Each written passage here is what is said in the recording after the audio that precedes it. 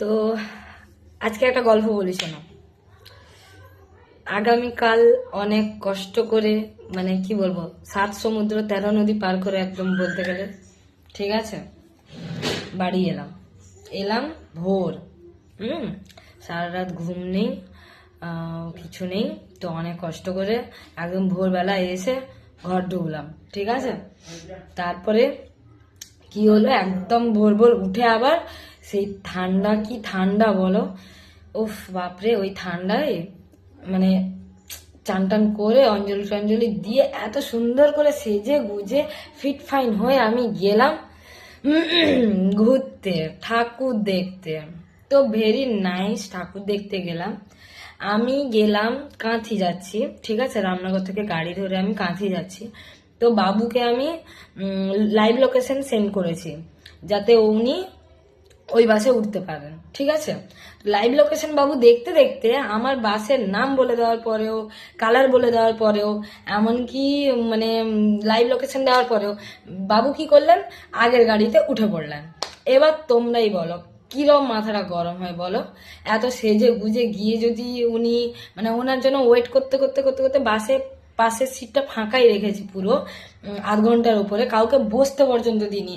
আর ticket, মানে যে ticket কাটতে এসেছিল ওনাকেও বলছি একটু ওয়েট করুন, একজন আসবে, একটু ওয়েট করুন, একজন আসবে, এই করতে করতে সারা রাস্তা কাটিয়ে দিলাম। মহারাজ আর উঠলেন না। কেন উঠবেন, উনি তো আগের বাসে উঠে পড়েছেন। তো খুব ভালো কথা, কিছু বলার নেই। তারপর নামলাম, নেমে এই যে এত সুন্দর করে সেজে গুজে মানে যে যাওয়া ফিট ফাইন হয়ে, মহারাজের কথা শোনো। উনি কি কমপ্লিমেন্টটা দিলেন আমাকে, তুমি যদি আর একটু, যদি একটু মোটা হতে সেই লাগতো। মানে কিছু বলার নেই। তো মেয়েরা ন্যাচারাল যেটা বলে, যেটা ভাবে, নিশ্চয়ই এই সেই সেই সেই মেয়ের দিকে তাকাচ্ছ, দেখছো। বাবু এটা জানেন না যে তুমি যেমন একে তাকে তাকে তাকে দেখছো, তেমনি তোমার গার্লফ্রেন্ডকেও কেউ না কেউ দেখছে। এটা বাবুরা জানেন না, বুঝেছেন? এটাই হচ্ছে কথা। আমরা মেয়েরা সেজে গুজে স্টাইল মারিয়ে যাই যে ব্যক্তিটার জন্য, সে এদিক ওদিক এদিক ওদিক কুচকুচামি করছে, চুকচুকামিও করছে, কিচ্ছু বলার নেই। কি বলবো বলো।